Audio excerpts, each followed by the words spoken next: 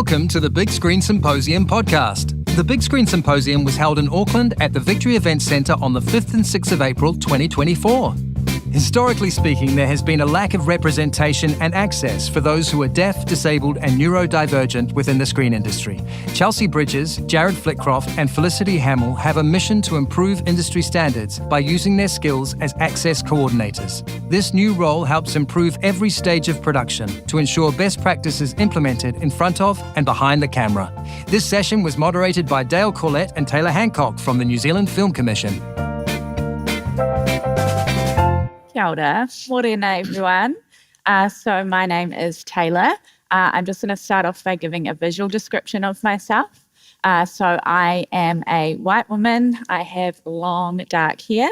I am wearing a long-sleeved pink and green striped shirt, and I am wearing white pants and white sneakers with big gold buckles on them. So I, as part of my mahi at Te Tuma Whakaata Taonga, I work with Dale to lead our Diversity and Inclusion Committee. And we have spent the last few months working with this fabulous group of people to deliver the Access Coordinator mahi. So I'm just going to start off, before we hand over, by giving a little bit of context of this role and how the Film Commission has been involved with it. So in 2022, the Film Commission launched our first ever diversity and inclusion strategy. And within this strategy, we had a specific objective to ensure that our practices and processes and services are accessible. And so with this came a commitment from us as an organisation to support a more accessible screen sector. So last year, we were approached by a UK company called Bridge 06, and they work to bring an access-first approach to the media and screen industry. And part of their work is providing access coordinator training programs. So they were partnering with Screen Australia to deliver the training for the first time in Australasia, and they invited the Film Commission to collaborate. So obviously it worked really well with our strategic objectives around accessibility, so we went on board with them. So we'll have Jared and Felicity and Chelsea tell us more about the role in depth. But at a very high level, the Access Coordinator is a below-the-line crew role that works with film and television production to ensure that access and adjustments are provided for deaf, disabled and neurodivergent talent. So last year, the NZFC supported Chelsea and Felicity and Jared to undertake a training course in Sydney alongside 9 other Australian filmmakers. And the training took a barrier removal approach and covered standard production processes, identified where common access barriers may arise in production, and how to advocate for and behalf of deaf, disabled and neurodivergent talent. And the training also included an on-set practical training module on a production. So now that we have these access coordinators, we're working together to educate the industry and start implementing this role. Over to our fabulous panellists. And so we just want to start off by introducing yourselves, telling us a little bit about your experience in the industry and your experience with this mahi. So, Chelsea, I'll hand over to you. Kia ora, iho mā, ko Chelsea tuku ingoa. So I come from Ototahi, Christchurch. I sort of come from a bit of a diverse sort of background of music and arts, and then have come into the screen industry in the last few years. We've had a surgence of work in Ototahi, and so I've jumped on board as a cast coordinator, which I've really, really enjoyed. Recently did the working name's Te Motu, We Were Dangerous, which is coming out soon. Head South releasing soon as well, and Dark City, which has just hit Neon as well. And yeah, really excited about this access coordinator training. We haven't had the chance to put the role into practice yet, but we've had lots of conversations and we're really excited about what this can bring to the film industry. Kia ora koutou. So hello, and thanks for joining us. It's really exciting to be here. I've been in the industry for a fair wee while now. I was a freelance contemporary dancer before I made the switch into film. And so I was waitressing a lot. In about 2000, I joined the Lord of the Rings as they rolled into Wellington. They were about a year into production. And then I spent the next sort of 3 years on and off running around as an orc and a goblin extra. That sort of kick-started my love of creature performing. And that's something that to this day I am really passionate about. I've also done a bit of motion capture, a little bit of low-level stunt doubling for children, been stand-in, body double, sort of all sorts. I've also worked across various crew departments, from locations to, lots of departments, cast driving, all sorts. So to be here as now an access coordinator and adding that to my tool belt is a huge honour, and stepping into the unknown with this new role is really exciting. So happy to be here. Kia ora, everybody. Thank you to BSS for providing interpreters for me, which means I can access the conference. And, and for people that are visually impaired or blind, you have to remember, I'll just describe, I'm a man. I do have a woman's voice at the moment, but I assure you I actually am a man. But you can hear, why have I got a woman's voice? Why? Yes, it can be a bit confusing, but anyway, we're going to move on from that. So, kia ora, everybody. I am Jared, and I'm from Whakapapata Ngāti Maniapoto. My maunga is Taupiri, and my awa is Waikato, and my name is Jared, and that's my sign name. I originally started directing and performing and producing and a lot in that area, and I'm focused now on Māori deaf, tangata turi. Māori deaf people really need to be elevated in their status. And so I've become an associate director. Why? Because we want to see deaf and neurodiverse and disabled people uplifted in our industry. And that's me. And it's lovely to meet you all. I hope you enjoy our presentation today. Kia ora, thank you all. We're going to start off by having a few questions moderated by Dale and I to give you all an overview of what the role is. And then after that, we will be opening up to a shared kōreros. Okay, so Chelsea, I'll start off with you. If you could tell us what is an access coordinator. Sure. And I'm going to start off with doing the visual description. So I'm a 30-something wahine Māori, medium-length brownish red hair. I'm wearing a plaid dress that has lime green, pink, a kind of light blue, and I think a brown. And I've got Mary Jane Doc Martens on. Now, what is an access coordinator? An access coordinator occupies a necessary below-the-line position within film and television productions. It's tasked with ensuring that access requirements and adjustments are seamlessly integrated to facilitate the optimal performance of all involved on set. This role is gaining recognition globally for its pivotal role in fostering and maintaining the inclusion of diverse, deaf, disabled, and or neurodivergent talent in the screen industries. You'll hear this community referred to by the acronym DDN. From development to post-production, an access coordinator can be engaged at various stages, offering specialised expertise in navigating the complexities of film and television production, while advising on the necessary adjustments and provisions to accommodate our DDN talent, whether in front or behind the cameras. Looking to the future, we advocate for the incorporation of an accessibility coordinator on all productions. This should be a budget line on all your budgets, serving as a primary point of contact for cast and crew with accessibility concerns. The AC fosters an environment where individuals feel comfortable disclosing their requirements, thus empowering them to perform at their best. Collaborating closely with producers, department heads, crew members and cast, access coordinators ensure the best practices are implemented on set and that productions adequately support the DDN talent and crew. It is essential that an access coordinator be either deaf, disabled and or neurodivergent. DDN people's lived experiences differ widely, even amongst those with the same condition. And this means it's imperative to seek input from various perspectives and I remain aware that the requirements can vary greatly in between individuals. Ultimately, I envision the access coordinator as a kaitiaki or guardian, holding the mana and access requirements of all involved during the production, and thereby promoting the ongoing evolution and enhancement of wellbeing within the screen industry. So I've got the next question, but I'm going to start with a visual description of myself. So I'm a 53-year-old male. I'm a Pākehā-looking Māori.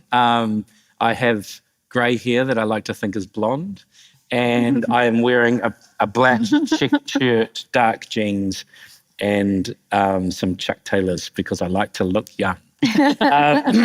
Kia ora. So my question is to Jared. Why do we need access coordinators? We need access coordinators for a vital reason: inclusion and representation for people that are deaf or disabled or neurodivergent. Because sometimes they can feel disconnected on a film set, and it's really important that we include those people in the film set. It means that they feel comfortable and safe. The other reason is we have ethical obligations, because if you imagine if we used a hearing actor for a deaf character, for example, that's really not appropriate. There's actually quite few deaf actors, but we need to make sure that they have access and their rights are upheld because they have the lived experience. We have the lived experience. And so we can navigate through those barriers. We understand what the barriers are. We understand that oppression. So it's important that we all make sure that we can achieve equality in that situation. Another reason, you really need to have early engagement with the access coordinator, because sometimes if we're involved, in the early stages, it means that we book interpreters, we've got time to book anything for access needs for disabled people. And it means that person will have a positive experience. We can communicate clearly. We know what their needs are. We know how to communicate. And then that is a positive thing on site. Everything can be worked into the budget at the beginning. And if, it happens at the last minute, for example, booking interpreters. If you book interpreters at the last minute, maybe there's nobody available. There's not enough interpreters, we don't have enough interpreters in New Zealand, and it's a decreasing number. So if it's left to the last minute, we can be left without that communication. And that means production could be disrupted. And also, it allows for a more creative process. A lot of these people have got so many talents, different things to communicate, so it's really important that we have these messages in there. So an access and coordinator is there's so many reasons to include this. And that the same people are watching your film, they'll see the authenticity in your storytelling. That's it from me for the moment. Thank you, Jared. So, Felicity, it would be great if you could talk to us about how an access coordinator supports a production and provide some real practical examples about how that works as well. Yeah, sure. I'm just going to etu again. Yeah, so I've got my little cards. I thought it might be useful to sort of break it down into two parts, just because it is a new role, and explain how it's being rolled out within productions overseas practically. It'll fit obviously into each production depending on that production's needs. So whether or not you engage with an access coordinator for a short time, or you may then find you need them for your entire shoot and beyond. The model that's being used in the UK is engaging a coordinator for a 3 to 5 day period as early on in the process as possible. And whether you stagger those days out or, that's all a work in progress. So within those 3 to 5 days, the coordinator sort of throws an access lens onto the entire production. They help all head of departments to look at their access in general. And then within that space, we offer a one-on-one interview, or not an interview, a chat, really, a kōrero, with anyone in the cast or crew who might identify as deaf, disabled or neurodivergent. And that sort of confidential time allows the person to disclose anything that they need for their access requirements. And then we go on to do our best to make that happen with production and kind of smooth that process out. So then the other side of it, just some practical examples. There's so many, but just some really simple ones. We can help at every stage. But once you start looking at the world through an access lens, most people find their minds are sort of blown and they can't ever look at the world in the same way again. And it's a beautiful thing. So practical, simple, easy fixes we can do straight away on our sets. Providing a quiet space, just to reset, chill. Are your bathrooms accessible? And obviously this depends if you're in a studio or if you're out on location. Different challenges. Things like an easy read call sheet. Not everyone needs to know the screeds of information on the call sheet, so we can help with forming templates around that. Looking at things like makeup and hair stations. Can you raise them? Can you lower them? Can anyone actually who's using a mobility aid get in the space, as opposed to maybe outside with a bucket and basin and all sorts of things we've heard about. So they're all pretty easy. Things like if you're in a studio space, future builds of productions, let's start thinking about installing flashing lights that go on in case of an emergency. So if you just imagine for a second, you're completely deaf, you go off to the bathroom, you come out, everyone's gone. Scary, yeah? Similar with studio builds. Often it's happening already, but simple as colour contrast on doors for blind low vision, I should say. It just makes it easier to tell exits, it's safer, things like that. So there's a lot we can do immediately that's really simple and we can start sort of thinking about. If I got time just to say a little bit more, just sort of look into the bigger picture and ways that we can help right now. In the UK, they suggested that we look at the 1 in 4 metric in terms of wrapping our heads around what will access look like and how can we start to enable it right now. So because 1 in 4 identify as DDN, we can start looking at it in a similar way. So if you're, for example, putting out a casting call for a film, can you try and contact 1 out of 4 people who identify as DDN? And we can help connect you with those people, and that's going to be a work in progress. And that can be for every head of department. So if you look back to your crews and think, have I ever had anyone who's DDN? And if not, why not? And let's start making that happen. Even bigger picture, we can immediately start looking at our suppliers and our contacts. So for example, an art department, if you're looking for beautiful artwork or terrifying artwork, any kind of artwork, you can connect with artists who are in the community already making work. You can hire it from them. So making those connections, even locations, cleaning products. There's a company, I'm not affiliated with them, but there is a company who hires disabled workers and they're creating bulk cleaning products. So yeah, there's lots of ways. Once you start thinking about it, it gets really exciting. So thank you. Kia ora. I'm going to throw in another question to all three of you. Apologies for not thinking of it before. But as you've all worked in the industry in various different ways over many years, how would have an access coordinator helped you in some of the roles that you've had in a specific way? It's a good question. I think, like for myself personally, I know on one of my most recent roles, I got my desk moved about 6 or 7 times, and sort of turning up huge production days and getting there, and then you have to move your whole area. And as a cast and extras coordinator, like there's a lot of wall things happening as well, and it was quite disruptive to the day and unsettling. So I think things like having a little bit of warning around that, or just sort of knowing what was happening, having a bit of planning time, or just not even knowing to expect that when I got in would have been helpful. I think that could be quite, sort of throw my day out a little bit. So I think just some support around those. I'm still relatively new and like working out what my requirements are. So I'm sort of probably a bit earlier in my hikui with that compared to the others. Yeah. Yeah, I've got something to add to that. So I work as a director, and I've done that for quite some time. But I'm the only deaf director in New Zealand working at the moment. So, I've experienced access ability needs myself, and I know what the importance of it. But before, I was directing a film and I didn't have an interpreter, and I was very disappointed. This was a massive barrier for me, having to lip read and try and communicate orally. A lot of communication breakdowns occurred. So the unfortunate thing is time. I need time to, I need time to transport that message as as a deaf director to a hearing person, to a hearing director.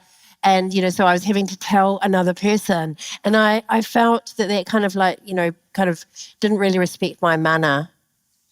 And so I needed to assert myself and kind of bypass that. I know it wasted some time.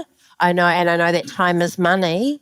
But sometimes I think, about my role, I have to make sure that I have that access.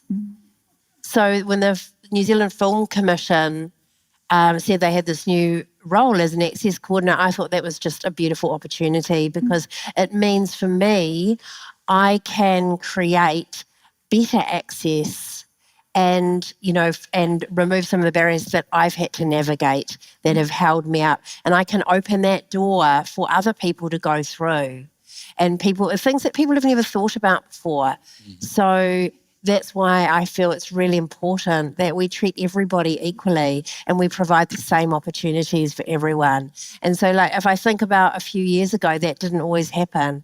So, and I'm aware that lots of people don't feel confident enough to approach these issues. But I'm lucky, I've learned how to navigate those and find the resources and find ways of communicating. But yeah, it's about opening that door for the next group of people coming through. Kia ora. Yeah, ka pai. Felicity, what would have helped you in one of your roles, different roles? How would an access coordinator helped you? Yeah, it's a really good question. I think for me, looking back, because I've been really fortunate in my career and it got very derailed because of health issues. So I'm now looking at things quite differently. But I've always lived with certain conditions, but I've always been able to navigate the on-set environment just on my own. I've just been figuring it out. And I think a lot of people who are living with a disability or deaf, that's just part of your life. You just have to figure it out. So I think what would have helped me looking back is just knowing that I had a safe space to go to, and it was a specific person within the crew, and just knowing that it would be okay to share my requirements, and that, that was not a problem, really. And obviously, in terms of access requirements, we're talking about, reasonable requirements. We can't move mountains.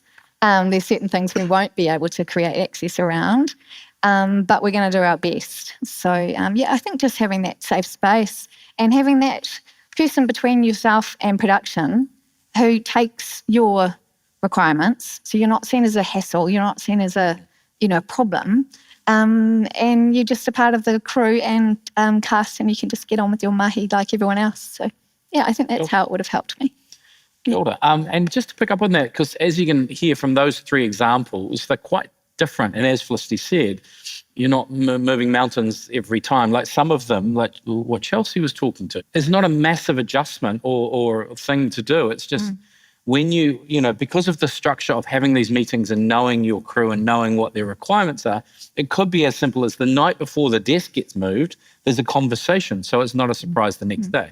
That's helping support someone who, could really do with that information a bit earlier than someone else. So that's where it's one-to-one, and it is a real graduating scale of types of support. And as I think one of you also said earlier, it's knowing early. So everyone knows time is not our friend on productions, but the earlier you know what requirements people might need, the less money it's going to cost and the less time it's going to take, because you've already factored it in. So the thing that I've learned from our engagement with Bridge 06 and with Sophia Gollum out of Australia is this is about enabling people to be their best selves at work. That's what it's about. So it's recognising that we all have different needs, whatever they may be, and trying to put in place a structure or a process or a support network that enables people to be their best selves. so they can bring their best work for you and for the wider screen community. So if we look at it in that way, that's a positive. Yes, there are, not unlike we were just at the session before around job sharing, and there's considerations, and we've got to think early, and we've got to change mindsets a little bit. But the exciting thing for me is this is possible. This is happening already, has done for a few years in the UK, now rolling out across Australia. How do we adopt it in Aotearoa? That's specific to us and our needs and our way in which we like to work here. But how can we make it work? That's what I think the opportunity is that we have here now. Handing over to Tayla. Yeah, that actually, just what you were saying there leads me to another question that I have for you. Obviously, this has been rolling out in the UK for a few years now. How do you think this is going to look different in an Aotearoa context? Yeah, okay. So I think we need to do this really differently here.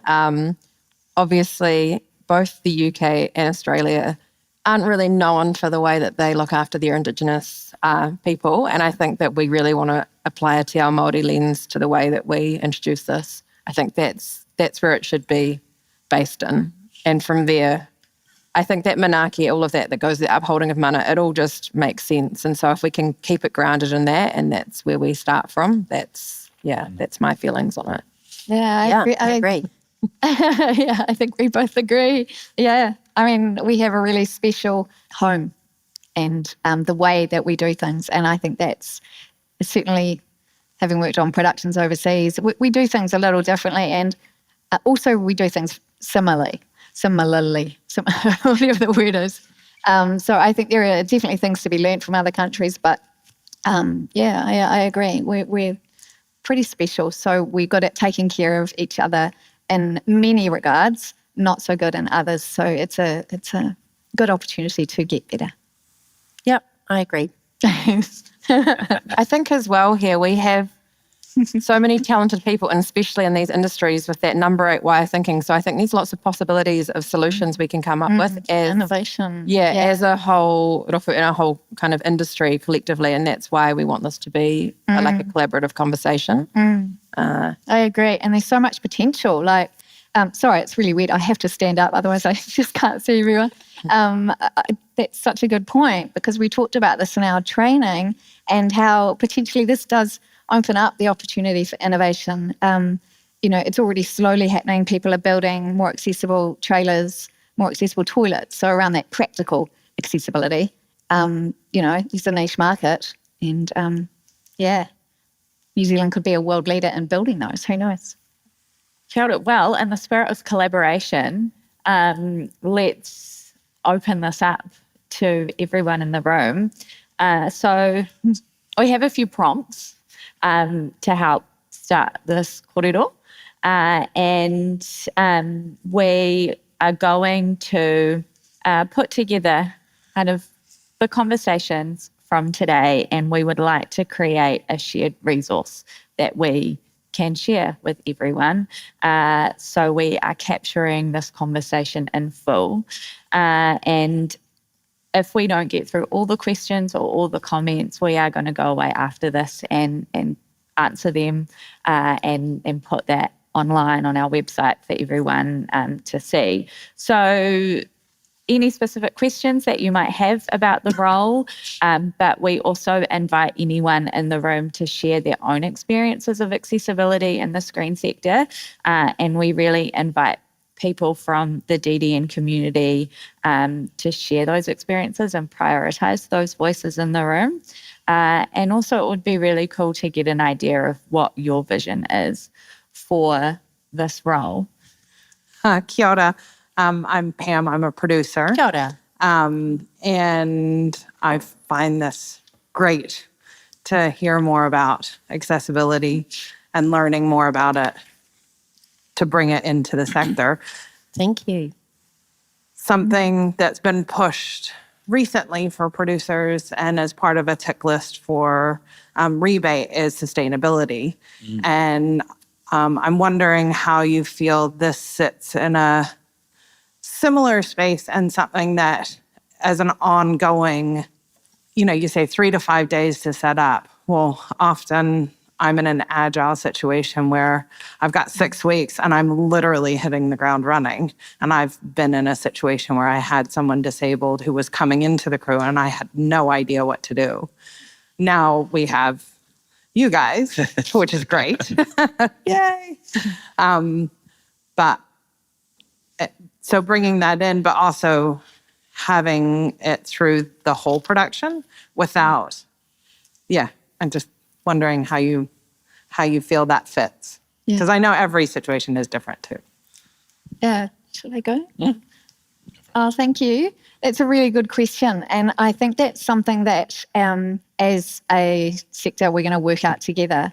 Obviously, that sort of model of the 3 to 5 day engagement is, I think they have done it that way so that people get their foot in that door, get that conversation going. But what they're finding, Julie, one of the people training us, Julie Fernandez, she's a full-time access coordinator. She's often finding that productions, once they engage with one, they don't want to let them go. So they find the money and they keep them on for the entire production. One thing to note also is if you are only engaged for that 3 to 5 days, you let production know, do you let your DDN crew or talent know that you're still contactable. So if they go off on their own into production, you've laid the groundwork for access as best you can, and then they get to week 4 and they find it's not happening. They can get in touch with you directly. You might be on another production, but we leave that door open and you then can contact the production, let them know you need to bring me back or find another AC because things have gone awry. They gave us this really nice acronym, wasn't it? It was SAGO, signpost, advise, guide, and oversee. So that's essentially our role. So, just because we've left a production doesn't mean we're not still there looking and caring. But yeah, absolutely. In terms of sustainability and that longer vision, I don't see why it can't be on all productions throughout the whole thing. And a nice comparison in terms of like money is, we were talking about it the other day, COVID happened. We made it work. We found the money. We kept that machine going for the most part, after lockdowns. So we can do it. I think it's going to be a bigger conversation and it's going to be a slow burn, I feel. I feel, though, that our country is going to be really good on the uptake of this new role, and which is really exciting. So I think it's a longer conversation and it's going to be ever-changing and evolving. But, yeah. I mean, in terms of, it's interesting, as you know, there's no money in the pot, which is a problem in itself, right? So what I would say is, it's interesting, like I liken this to the intimacy coordinator role, actually. So there was a need, right? And horrifically, there was a massive need. The whole Me Too thing kicked the awareness into the public realm. And not overnight, but pretty quickly, international and domestic productions realised this need for security and safety in this space for everyone involved, along with other things. And then it became normalised and has been introduced. You mentioned sustainability before, and I think that's an interesting area to also align with, where if we look at our international productions, they're probably bringing more awareness into that space than we are, and they're bringing money to the table because they've got a requirement. So that does put pressure on domestic as well to step up in that space. So yeah, absolutely. I think the industry needs to have those conversations and work out where the priorities are and how we do it. But as Felicity said, it's a brand new role, especially for this territory. So it's how do we embed it where it makes the most difference for our people on the ground, and how is it paid for? How even those 3 to 5 days is hard to find sometimes. So yeah, but small steps I think will help. I'm a neurodivergent film editor and I really love my job. I am very lucky to work in a very kind team that's very, very supportive of everything. But there was definitely a point in my study where I wondered whether this industry was even something I could enter. Like, film sets in particular, like they're so high speed, high energy, etc. It was just not, for a while, it was something that I wasn't sure whether it would be for me. So I guess I was wondering if you would consider speaking in schools or speaking in even like drama schools or universities or film schools, just to kind of raise awareness that this is such an accessible industry if we can make these small changes for the people that require them. So just interested to hear if that was something you've been thinking of. Great idea. Thank you. Yeah, thank you. Actually, I can speak to that. In 2012, I went to film school and there was no interpreters, absolutely no access for me, and I'm deaf, so I was sitting there, and I know there are plenty of people, but I was very lucky that I had a lot of support from other students who would write notes for me, poor things. There they were taking notes for me so that I could read, but I had a great tutor. But it's interesting for me when I arrived there, because it was a bit of a shock for the factor. It was a bit of shock factor, sorry, that was the interpreter's error there, that they didn't realise I was deaf before I arrived on that day. There was a typo, actually. It said dead, not deaf. Right? So they thought I was arriving and I was dead. So when I arrived, they were shocked. I was alive and I was deaf. Deaf, D-E-A-F, not D-E-A-D. One letter, big difference. So, it was too late to book interpreters once I arrived. So I arrived and, sometimes interpreters would come and go. And as time went on, we really need to, I really thought at that point, we really need more accessible film and drama schools. And then that transfers onto the film set, and then into production, and then into post-production, into the, it's not an easy road, So I agree with you, For me, we really need, that's my experience, that's why we need this conversation about accessibility. I think the change will probably be driven by the younger people coming through. I'm sort of pretty late stage neurodiverse diagnosis, probably quite high functioning, high masking. So I've just sort of survived until kind of post-COVID and like starting to really feel and notice that that burnout and go on that discovery of finding that out for myself. But from what I was speaking to younger people, I think I find that there's a lot more kind of safer learning environments, a lot more adaptable tutors.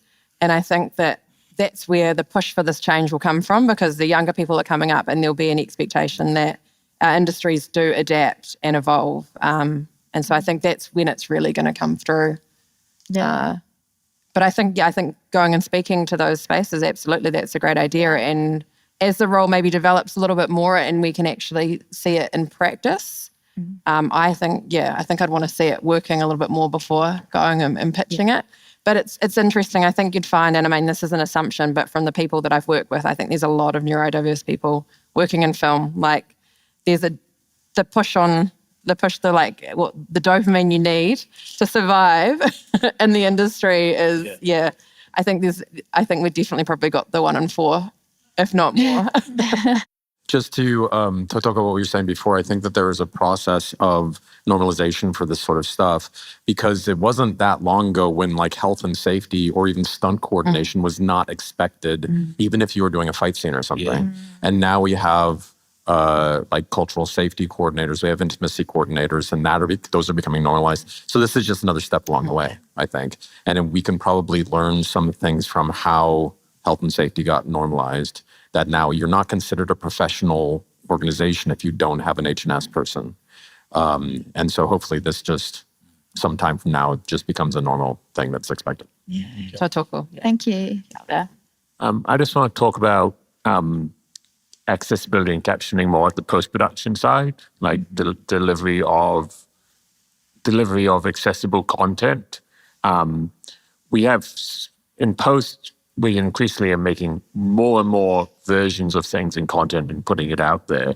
And we don't have any real guidelines that are accessible for editors and post-production people as to how to do a good job at this. There's the company Able that does it for broadcast television, but that's increasingly a disappearing thing.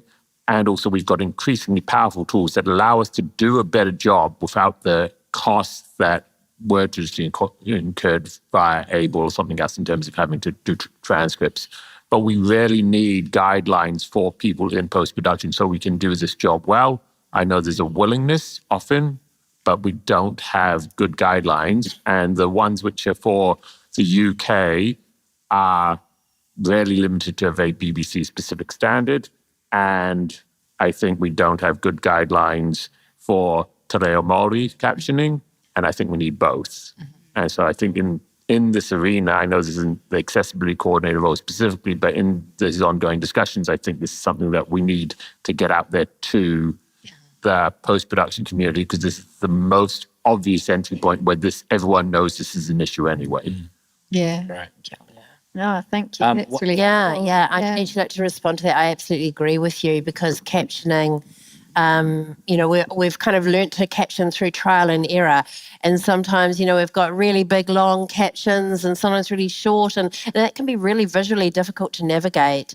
So I think we do need to produce captions when everybody needs to make sure that we're doing that, but at the same time, previously in a presentation we were talking about how New Zealand, the accent can actually be really difficult. And that's where the use of AI does sometimes really not work with New Zealand accents. And it can come out really weird, but I really agree with you 100%. We really do need to create some guidelines to make sure that, we're getting some consistency in the way that we produce things in post-production.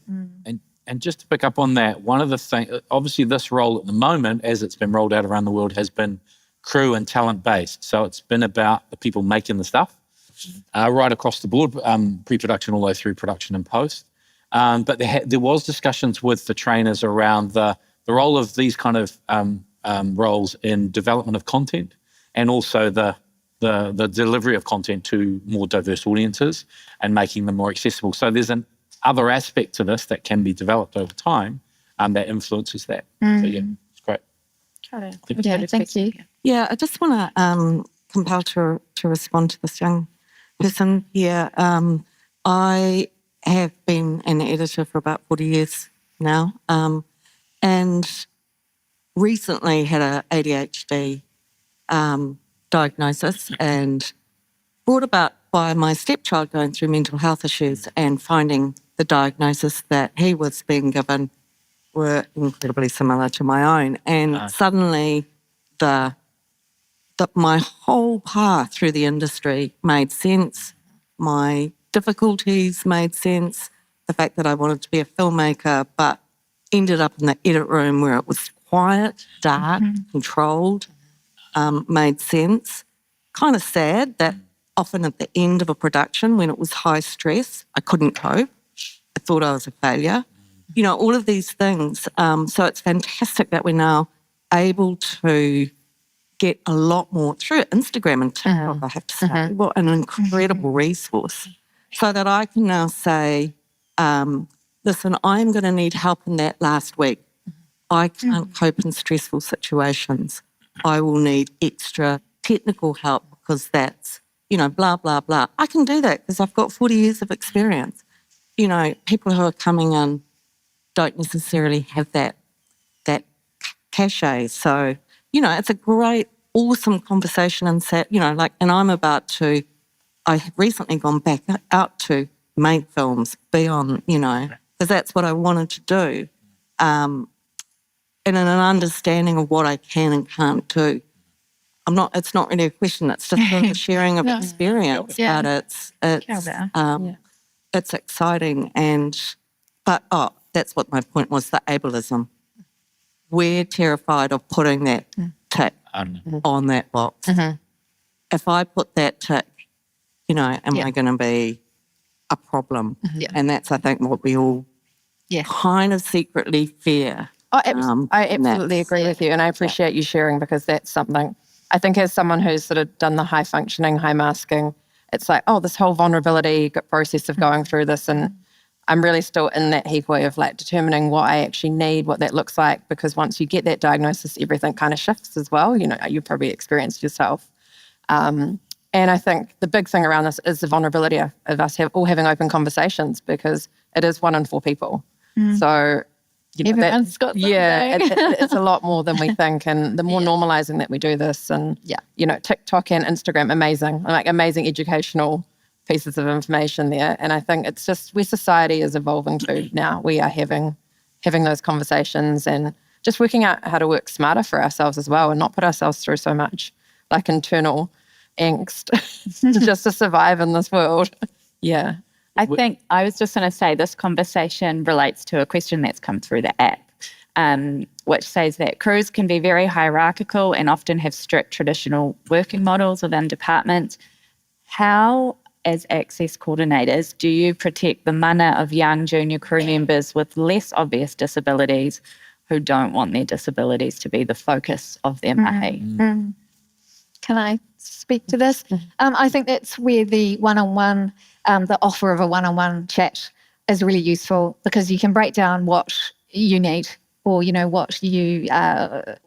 what you require in order to do your job, and it's demystifying that sort of stigma around, oh God, if I tell production, they're going to never hire me again.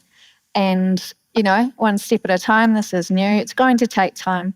I can completely relate to that sort of being seen as suddenly a problem, or and having started, as an extra and worked my way up through all that hierarchical sort of chain, and talking to HODs, and then still being nervous to really be totally honest about my access requirements. And even now, this is terrifying in a way. I'd much as much as I'd hope to be a creature running around in a creature suit yet again, at the moment that might not happen, and sharing so publicly that I can't do that at the moment. It's scary. So I think it's just, we're all in it together, and we're going to look after those. Yes, film is hierarchical, absolutely, but we're all people, we're all one team, and it's all about working together and taking away any fear from the top that anyone down that chain is going to sort of mess with that juggernaut of production, and just realising it's just part of life. It's like the question over here. Kia ora koutou. Sorry. This is a really interesting moment for me right now. I feel I've been awakened to something, so I shall describe myself. I'm an older fella, senior citizen, receding close-cut grey hair. I'm wearing a red T-shirt with a wonderful white sort of thing pattern all over it, long dark trousers, and some Jordan gym shoes, Nike gym shoes that one of my sons gave me. Second-hand gear off him. He's got cool gear. Chelsea, just something you touched on earlier when there was a question raised back here. Over the years, I've gone to speak to graduating students from film schools, in particular in the drama, the acting side of it, but it would apply equally to crew and everything. Personally, I think it would be really worthy to go and introduce them to this topic now, even though it's not in place, but just to introduce the idea of it. So this woman just in front of me here spoke earlier about just recently discovering for herself, and so just to create the awareness that this is an aspect of the industry that you're going to step into, hopefully, and you can help lead, because they're starting out. And so I think it'd be really cool for those of you who now have the experience and the insight and the expertise and the talent for it to go and share, and as opposed to waiting. Yeah, tautoko. Kia ora. Kia ora. Another question. As well as the fantastic mahi that you're doing on production by production basis, is work being done on educating the production community more generally about what the barriers are for DDN people and what we can all do to help? I was about to say over to you guys on that. There's a lot of resources online already. Once you start looking, this whole world opens up of guidelines around certain things. So there is a lot of resources out there, but in terms of like education. Yeah, and I mean that is part of where we come in as a film commission as well, and part of the work that we're doing is working as a group to create resources, create any guidelines, work really closely with Bridge 06 and Screen Australia to put information out there, to do research and make that research available. And that's a lot of what the work that our Diversity and Inclusion Committee committed to as part of that overarching strategic objective. But it's not just us. It's also working with the industry as a whole. Yeah, and the guilds and industry organisations are important in that space. You know, what Kelly's doing, the great work that she's doing around the professional respect space, with Screen Safe and other organisations. There's production companies out there. There's other organisations that are interested in this. So how do we support these three and others to train and learn this and umbrella them in some kind of support network? I think is a big conversation at the moment.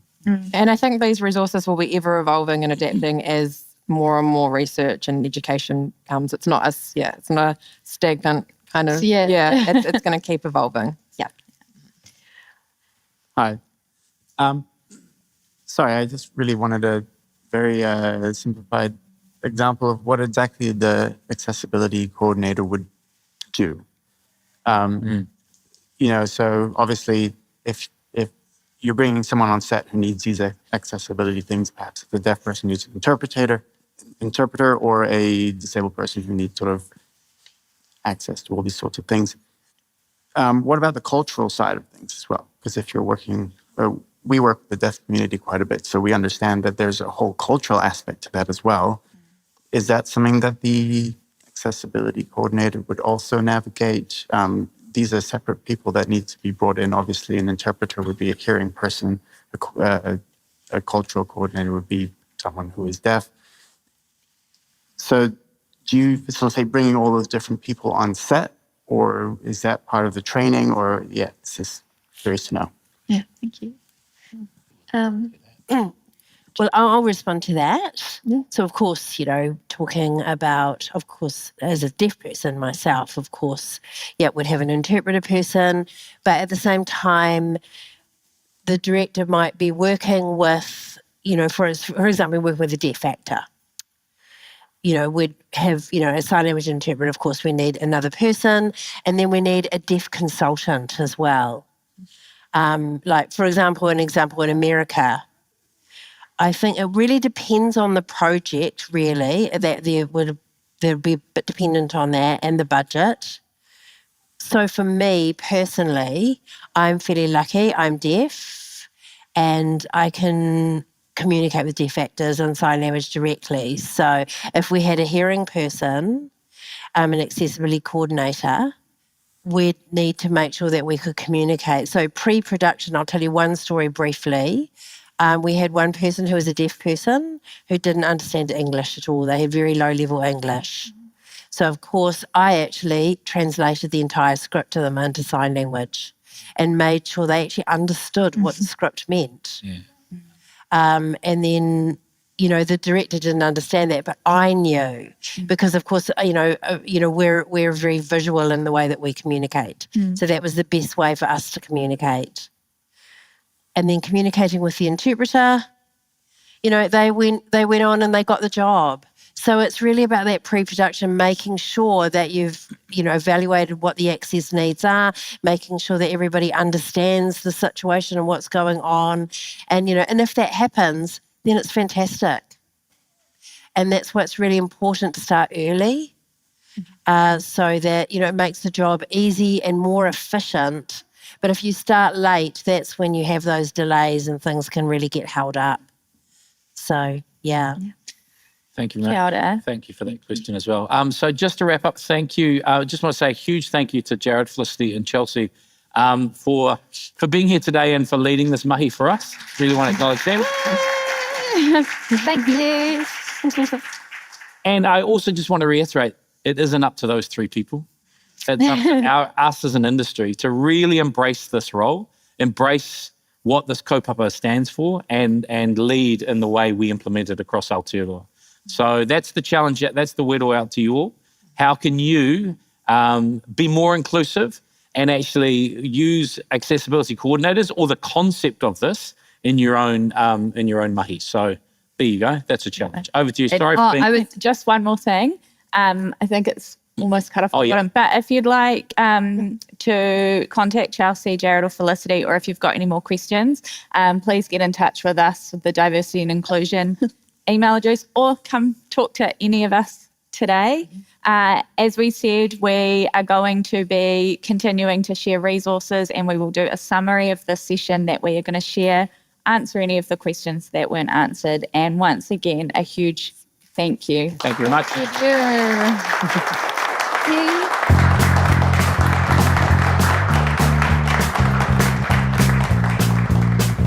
The Big Screen Symposium 2024 was presented by Script to Screen. We gratefully thank our event partners, the New Zealand Film Commission, Images and Sound, New Zealand On Air, and Te Mangai Paho. Voiceover is by Jamie Irvine, and the music is by Poddington Bear. You can read more about these speakers at our website, www.bigscreensymposium.com. This podcast is brought to you thanks to generous support from Images and Sound.